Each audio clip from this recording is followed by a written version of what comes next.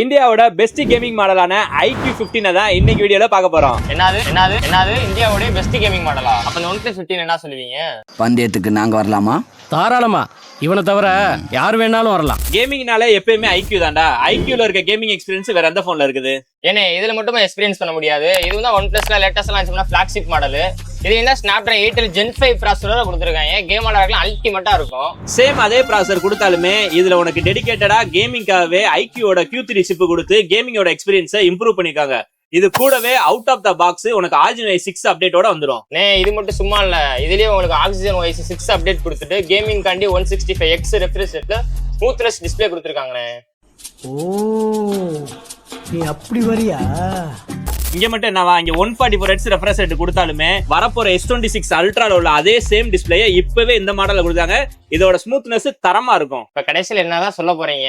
IQ தான் best gaming model சொல்ல போறீங்க, சொல்லிக்கோங்க.